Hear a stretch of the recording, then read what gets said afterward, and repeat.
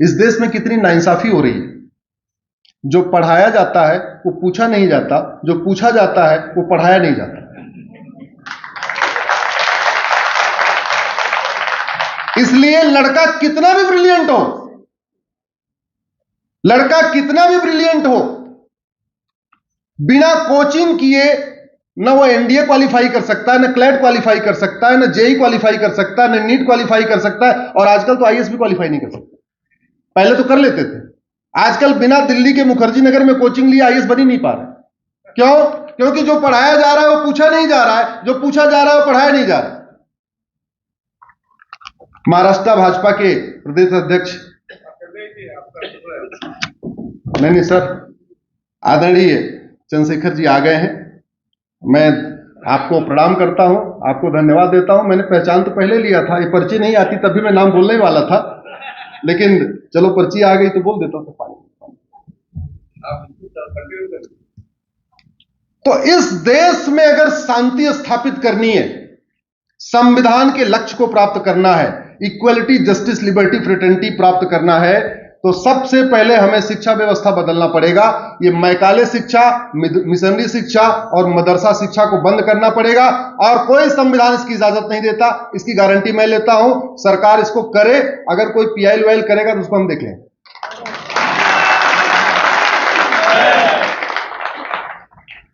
क्यों? एक कानून है right to education act, right to education act है सर, उसमें एक शब्द जोड़ने की जरूरत है, इक्वल। तो क्या बन जाएगा? Right to equal education. GST council की तर्ज पे एजुकेशन काउंसिल बन गई, धर्मेंद्र प्रधान जी उसके मुखिया हो गए, सारे राज्यों की शिक्षा मंत्री बन गए, हर एक विषय की एक्सपर्ट कमेटी बन गई। एक्सपर्ट कमेटी देख लेगी कि मैथ में महाराष्ट्र में क्या अच्छा पढ़ाया जा रहा है, बंगाल में क्या अच्छा पढ़ाया जा रहा है, केरल में क्या अच्छा पढ़ाया जा रहा है, सारे राज्यों का देख के कॉमन किताब हो जाएगी। लेकिन ये तो हो गई ज्ञान वाली बात। अभी संस्कार इससे नहीं आएगा। Physics, chemistry, math, zoology, botany पढ़ने से संस्कार नहीं आएगा, केवल नॉलेज आएगा। तो सबसे पहले तो संस्कारी बनाना पड़ेगा। ऐसा संस्कार देना पड़ेगा कि राम लक्ष्मण जैसे लोग भाई भाई रहें। ऐसा संस्कार देना पड़ेगा कि राम सीता जैसे पति पत्नी रहे। ऐसा संस्कार देना पड़ेगा दशरथ और राम जैसे पिता और पुत्र के बीच में आज्ञाकार। वो कैसे आएगा? वो आएगा जब भारत में फिर से जो संस्कार व्यवस्था थी वो घर घर लागू हो। 16 संस्कार का इतना परफेक्ट सिस्टम था भारत में, जो गुलामी के दौरान हमने भुला दिया। भारत में दोबारा फिर से अगर हम चाहते हैं कि फिर से हमारा सनातन संस्कृति मजबूत हो और सनातन संस्कृति के हिसाब से भारत चले, तो सबसे पहले एजुकेशन रिफॉर्म करने की जरूरत है। स्कूल कॉलेजों में प्राइमरी में फिजिक्स, केमिस्ट्री, मैथ पढ़ाने की जरूरत नहीं है। सबसे पहले वेद, पुराण, गीता, रामायण, उपनिषद पढ़ाने की जरूरत है। अब आप लोग सोच रहे होंगे कि भारत में तो सेकुलर है, तो सेकुलर में भगवत गीता कैसे पढ़ाई जा सकती है, रामायण कैसे पढ़ाया जा सकता है? उसका भी तरीका है। ऐसी कोई बीमारी नहीं जिसकी कोई, ऐसी कोई समस्या नहीं जिसका कोई, हर बीमारी का इलाज। संविधान कहता है 3 भाषा पढ़ाइए। तो आपके नगर में भी, महाराष्ट्र में भी 3 भाषा लोग पढ़ते होंगे। एक मराठी पढ़ते होंगे, एक इंग्लिश पढ़ते होंगे, एक हिंदी पढ़ते होंगे, ऐसे पढ़ते होंगे। हाँ, संविधान में यह कहा गया है कि 3 भाषा पढ़ाओ, लेकिन कौन सी किताब पढ़ानी ये नहीं लिखा हुआ है। ये तुलसीदास जी का रामचरितमानस कौन सी भाषा में है? जोर से बोलिए जरा। तो प्राइमरी में प्राइवेट किताब क्यों पढ़ाना? आदरणीय अध्यक्ष जी, प्राइमरी में प्राइवेट हिंदी की किताब क्यों पढ़ाना? ये रामचरितमानस लगा दीजिए, इसमें 7 खंड है, 7 कांड है, 7 चैप्टर है। अगर एक एक चैप्टर शुरू कर दें तो पहली से लेकर 7वीं तक बच्चे को पूरा रामायण पता हो जाएगा कि नहीं? जोर से बोलिए जरा। और हिंदी भाषा सीख लेगा कि नहीं? हिंदी के अलंकार सीख लेगा कि नहीं? और किताब बदलना भी नहीं पड़ेगा। जो पेरेंट्स के ऊपर हर साल बर्डन आता है, नई नई किताब खरीदो, नई किताब खरीदो, नई किताब खरीदो। बड़ा भाई भी इसी से पढ़ेगा, छोटा भाई भी इसी से पढ़ेगा, और ये हमेशा हमेशा अस्थायी है, तो बदलने वाला नहीं। फायदा हुआ कि नहीं हुआ? संस्कार आएगा कि नहीं? आज्ञा पालक बनेगा कि नहीं? बनेगा। दूसरी भाषा आप लोग क्या पढ़ते हैं? इंग्लिश। भगवत गीता इंग्लिश में है कि नहीं? 18 अध्याय है, उसमें 3-3 अध्याय अगर एक एक चैप्टर में लगाया जाए, 6वीं पास करते करते पूरी भगवत गीता कंप्लीट। यानी 6वीं पास करते करते बच्चा कर्मयोग भी सीख लेगा, ज्ञान योग भी सीख लेगा, भक्ति योग भी सीख लेगा, ध्यान योग भी सीख लेगा, कृष्ण अर्जुन का पूरा संवाद भी सीख लेगा। फायदा हुआ कि नहीं? आज जो पढ़ाया जा रहा है वो आपके जीवन में कहां काम आ रहा है, जरा मुझे बताइए। मैं आपको बड़ी गंभीरता के साथ कह रहा हूं, आपने 10वीं 12वीं तक जो कुछ पढ़ा, a² + b² = जो भी पढ़ा, sin theta cos theta, sin theta - cos theta, जो पढ़ा, आपके जीवन में कोई यूज हुआ? आपके जीवन में कोई उपयोग हुआ? आप ध्यान से सोचना, अभी तक हम जो कुछ पढ़ते हैं 10वीं तक, उसमें थोड़ा सा जो प्रोफेशन में जाते हैं उसका तो बेनिफिट है, चलो भाई कलेक्टर में गए थे, ये गए, इसमें गए थे, इसमें गए। अदरवाइज हम जो कुछ सीखते हैं, जिसके चक्कर में ट्यूशन भी लगा हुआ है, जिसके चक्कर में रोज थप्पियां भी पड़ रही हैं, जिसके चक्कर में पिटाई भी हो रही है, सब कुछ हो रहा है, उसका हमारे जीवन में क्या लाभ क्या है? अरे रामायण पढ़ते तो जीवन बदलता, भगवत गीता पढ़ते तो जीवन बदलता, वेद पुराण पढ़ते जीवन बदलता, उपनिषद पढ़ते जीवन बदलता, संस्कार आता, संस्कृति आती, सभ्यता आता, परंपरा आती, ज्ञान आता, विज्ञान आता। इसलिए वास्तव में अगर हम भारत में अपराध खत्म करना चाहते हैं, भ्रष्टाचार खत्म करना चाहते हैं, तो सबसे पहले भारत में प्राइमरी में हमें वैदिक शिक्षा व्यवस्था लागू करना पड़ेगा, वेद विज्ञान पढ़ाना पड़ेगा, यज्ञ विज्ञान पढ़ाना पड़ेगा, स्वास्थ्य विज्ञान पढ़ाना पड़ेगा, योग विज्ञान पढ़ाना पड़ेगा, उपनिषद पढ़ाना पड़ेगा, अष्टांग योग पढ़ाना पड़ेगा, सतोगुण क्या है, रजोगुण क्या है, तमोगुण क्या है, यह पढ़ाना पड़ेगा। बच्चा उससे सीखेगा क्या देखना, क्या नहीं देखना, क्या सुनना, क्या नहीं सुनना, क्या खाना, क्या नहीं खाना, उससे बच्चा सीखेगा। नहीं तो आज की डेट में जितनी अश्लीलता बढ़ रही है, जितना नशे का कारोबार बढ़ रहा है, कानून बना किसको नहीं रोक सकते हैं, क्योंकि मैंने कहा ना, थाना और कोर्ट ये प्रिवेंशन नहीं है, क्या है? क्योर। और prevention is better than cure. वैदिक शिक्षा व्यवस्था इसका प्रिवेंशन है। भारत सरकार, आशा करता हूं कि जिस तरीके से सारे कार्यों में आगे काम हो रहा है, एक के बाद एक लगातार हो रहा है, सबसे पहले हमें बच्चे को अच्छा भारतीय बनाना, सबसे पहले बच्चे को अच्छा इंसान बनाना है, सबसे पहले बच्चा अच्छा भाई बन जाए, अच्छी बहन बन जाए, अच्छा पुत्र बन जाए, अच्छी पुत्री बन जाए, अच्छा इंसान बन जाए, वो बनाना है। ये जो बचपन से हमने शुरू कर दिया इंग्लिश, और एक चीज आप और ध्यान रखिए, इंग्लिश लाइफ में जितनी जल्दी आनी शुरू हुई है, भारत की संस्कृति उतनी जल्दी डिफॉर्म होना शुरू हो गई। आप नोटिस करना है इसको। जैसे हम लोग थे, हमने ए फॉर एप्पल 6वीं में पढ़ा था, हमने ए ऐसे बनता है ये पहली दूसरी में नहीं सुना, 6वीं में पढ़ा था। हाँ, उसके पहले में संस्कृत पूरी हमने पढ़ लिया था। आज संस्कृत एकदम साइड लाइन हो गई, मतलब जस्ट केवल पास भरने के लिए हो गई। आपको ये जान के आश्चर्य होगा, संविधान बनाते समय बाबा साहब अंबेडकर ने संस्कृत को भारत की राजभाषा यानी ऑफिशियल लैंग्वेज बनाने के लिए रिजोल्यूशन उन्होंने पेश किया था। उनका यह कहना था, अगर संस्कृत राजभाषा होगी तो भारत की संस्कृति बचेगी, संस्कृत भाषा जैसे जैसे खत्म होती जाएगी, भारत की संस्कृति वैसे वैसे खत्म हो जाएगी। और रिजल्ट हमारे सामने है, संस्कृत लैंग्वेज जैसे खत्म हुई है, वेद पुराण कम होते चले गए, भगवत गीता रामायण खत्म होती चली गई, एक एक घर में 5-5 लाख रुपए का मोबाइल है, 5-5 स्मार्टफोन है, लेकिन लोगों के घर में उपनिषद नहीं है, वेद नहीं है, रामायण नहीं है, महाभारत भगवत गीता नहीं है। और उसका क्यों नहीं है? क्योंकि संस्कृत नहीं आती, पढ़ेंगे कैसे? भारत की संस्कृति को बचाना, भारत की परंपरा को बचाना, भारत के रीति रिवाज को आगे बढ़ाना, यह केवल जनता की नहीं, ये सरकारों की भी ड्यूटी है। और समाज और सरकार के स्पीड में जमीन आसमान का अंतर होता है। उदाहरण के लिए, समाज को आप जगाते रहिए, हेलमेट लगाओ, हेलमेट लगाओ, हेलमेट लगाओ, 100 साल जगा लीजिए, फिर भी लोग हेलमेट लगा के नहीं चलेंगे।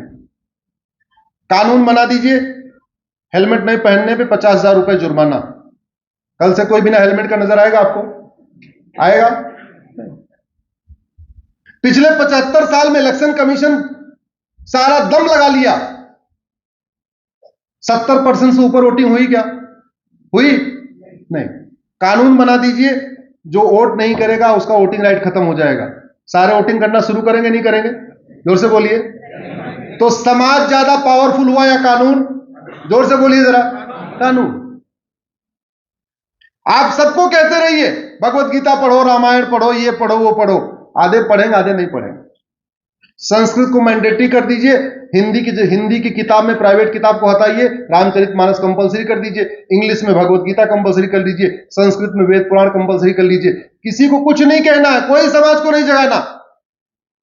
8वीं पास करते करते, 10वीं पास करते करते, नहीं तो पास करने के डर से कि भैया 33% तो लाना है, पास तो करना ही करना है, नहीं तो फेल हो जाऊंगा, रिजल्ट नहीं मिलेगा। सब पढ़ लेंगे, नहीं पढ़ लेंगे? हमारे देश में इतने कथावाचक हैं, इतने महामंडलेश्वर हैं, इतने धार्मिक गुरु, आध्यात्मिक गुरु, सब कहते हैं सच बोलो, सच बोलो, सच बोलो। लोगों ने झूठ छोड़ी क्या? जोर से बोलिए। नहीं। एक कानून बना दीजिए, झूठ बोलने पे 10 से 20 साल सजा होगी। हर जिले में एक नार्को पॉलीग्राफ ब्रेन मैपिंग की लैब बना दीजिए। 1 करोड़ रुपए में नार्को पॉलीग्राफ ब्रेन मैपिंग बन जाती है। मैं तो कह रहा हूं हर थाने बना दीजिए। जो शिकायत करने आएगा उसे अंडरटेकिंग ले लीजिए, भाई तुम शिकायत कर रहे हो, नीचे लिखो, इसके लिए आवश्यकता पड़ने पर मैं अपना narco polygraph brain mapping test भी कराऊंगा।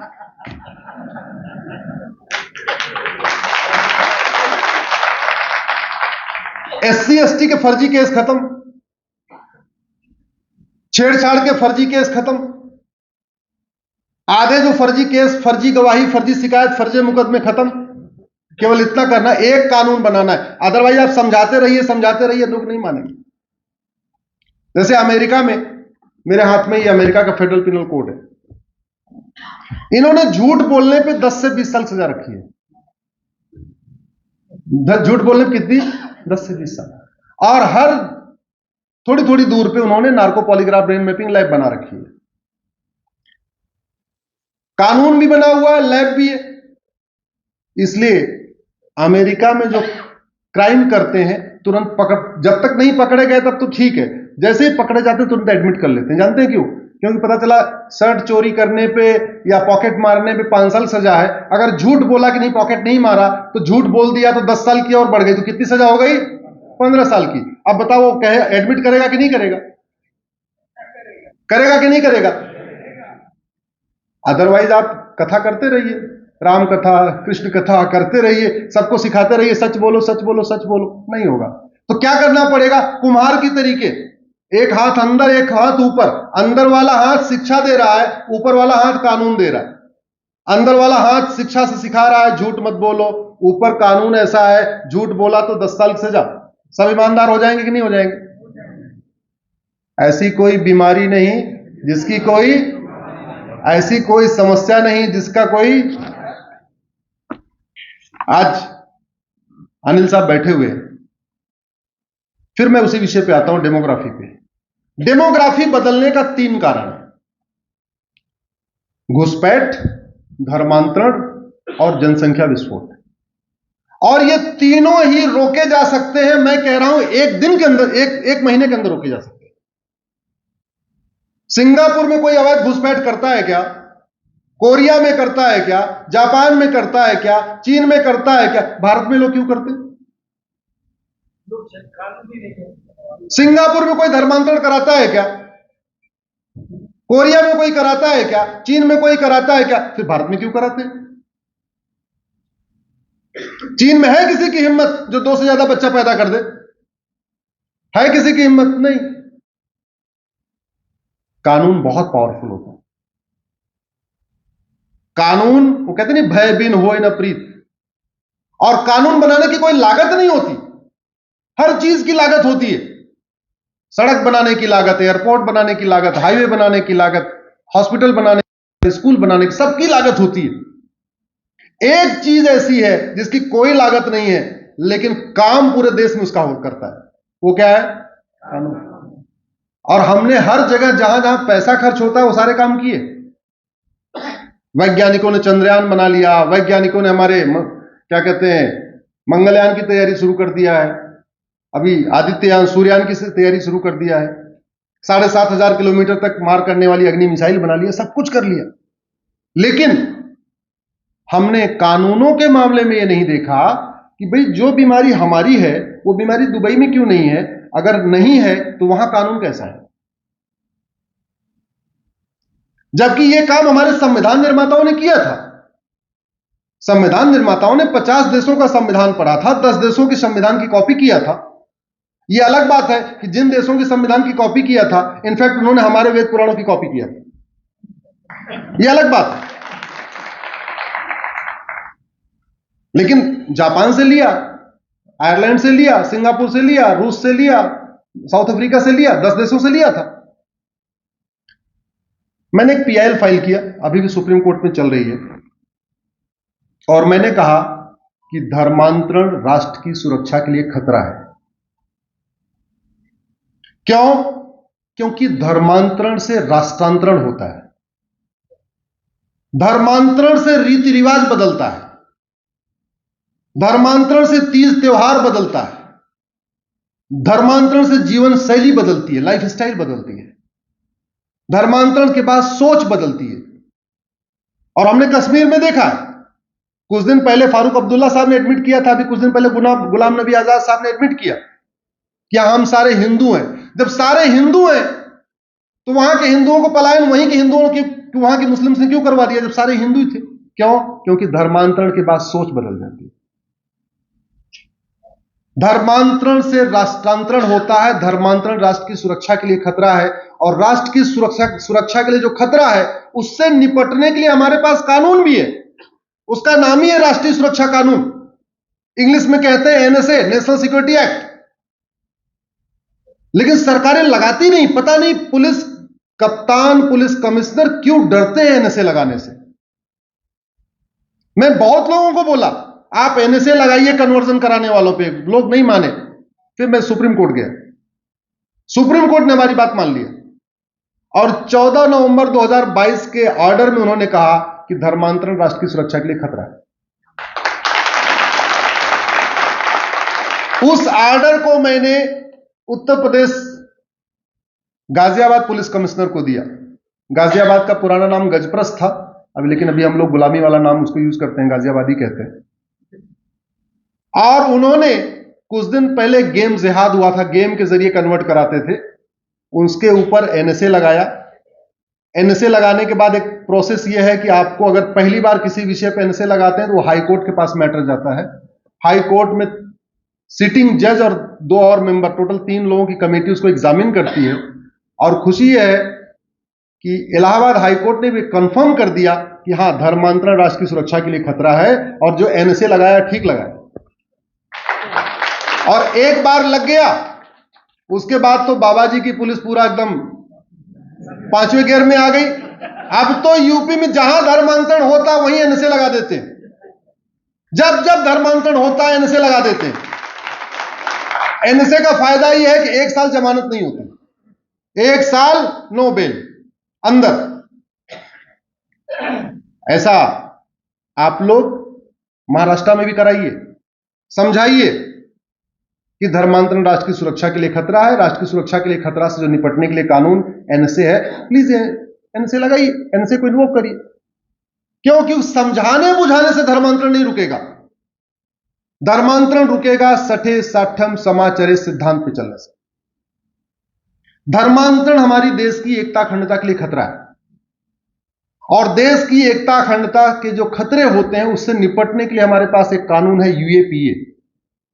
जो अधिवक्ता बंधु हैं, हमको यहां बैठे हमको पता है। जब कहीं धर्मांतरण की घटना आए पुलिस कप्तान से मिलिए, पुलिस कमिश्नर से मिलिए और बोलिए ये यूएपीए देख लीजिए, आप कृपया इसके खिलाफ यूएपीए लगाइए।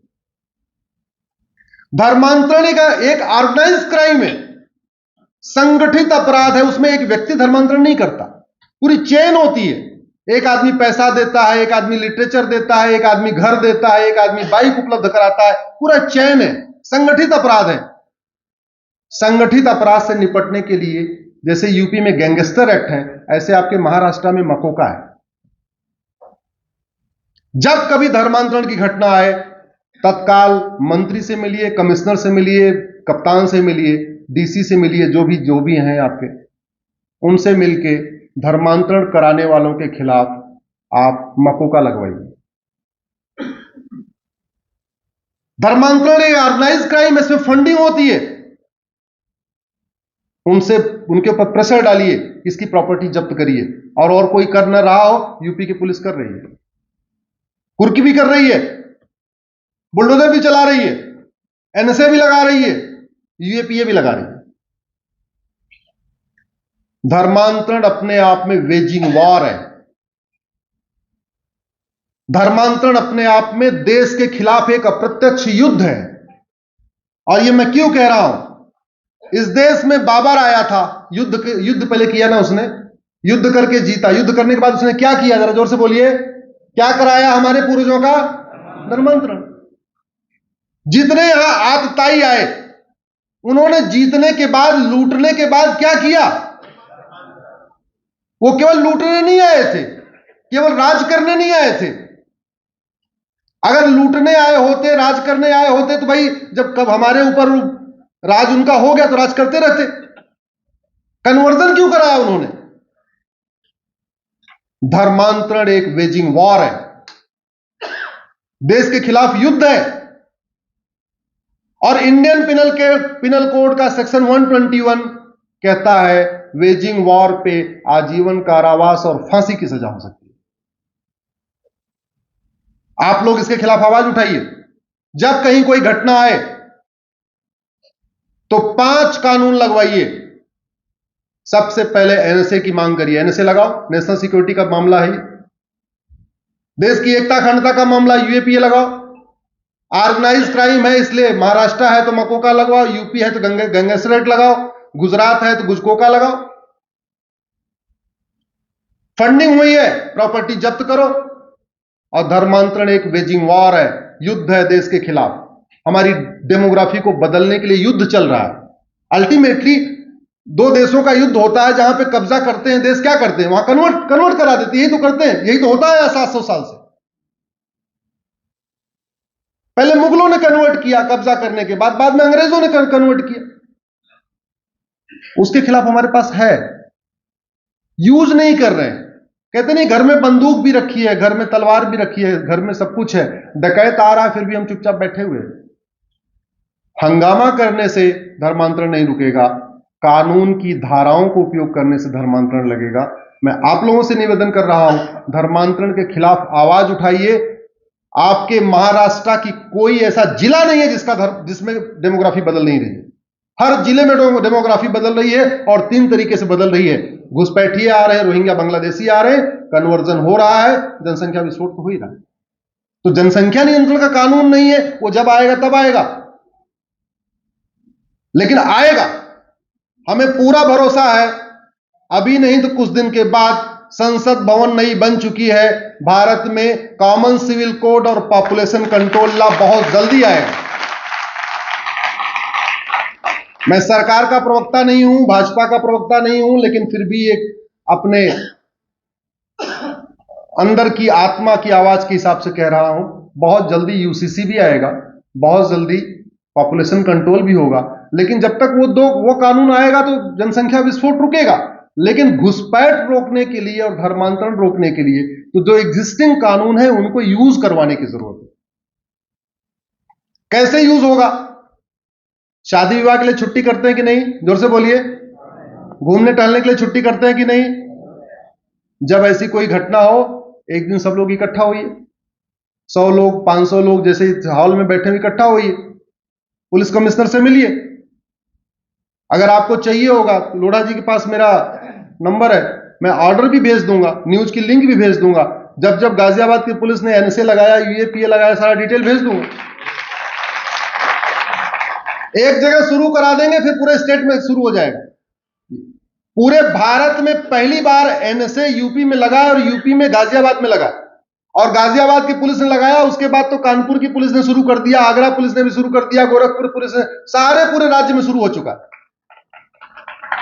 ऐसे ही एक बार आपके नगर में लग गया, या संभाजी नगर में लग गया, अहिल्याबाई नगर में, कहीं एक जगह लग गया, फिर पूरे महाराष्ट्र में लगना शुरू हो जाएगा। बस शुरुआत करने वाली बात, कहते हैं फाउंडेशन की नींव रखने की बात है। सेम यही घुसपैठ का भी है।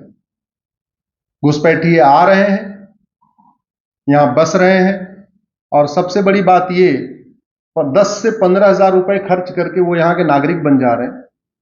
उसके बाद आप ही के टैक्स के पैसे से मुफ्त का मकान ले रहे हैं, आपके टैक्स के पैसे से मुफ्त का राशन ले रहे हैं, आपके टैक्स के पैसे से मुफ्त की दवाई ले रहे हैं। सारा क्यों? क्योंकि राशन कार्ड गरीबी रेखा से नीचे वाला बनवाते हैं, इसलिए सारी सुविधा, मुफ्त पढ़ाई, मुफ्त वजीफा, मुफ्त मकान, मुफ्त दुकान, मुद्रा लोन, आयुष्मान कार्ड, सब कुछ ले रहे हो। उनके खिलाफ आवाज उठाइए, नहीं तो पर्सिया 100 साल में ईरान बना था, गंधार 100 साल में अफगानिस्तान बना था, कैके 100 साल में पाकिस्तान बना था। बाकी तो छोड़ दीजिए, जिस तेजी के साथ डेमोग्राफी बदल रही है, अगर इस पे कंट्रोल नहीं किया गया, आने वाले टाइम में स्थिति बहुत विकट हो जाएगी, बहुत विकट स्थिति आ जाएगी। वो स्थिति ना आए, इसलिए उससे बचने के लिए जरूरी है कि हम लोग पहले से जाग जाएं। जाग गए तो ठीक है, नहीं तो इस सिविलाइजेशन वॉर में हमारी हार तय है। अगर जग गए तो हमारी जीत होगी, नहीं तो हार होगी। आशा करता हूं कि आप सब लोग हमारी बात से सहमत होंगे। 8:30 बज रहा है, घड़ी में देख रहा हूं, काफी विलंब हो चुका है। अभी आदरणीय अनिल जी को बोलना है, इसलिए मैं अपनी बात को यहीं खत्म करता हूं। भारत माता की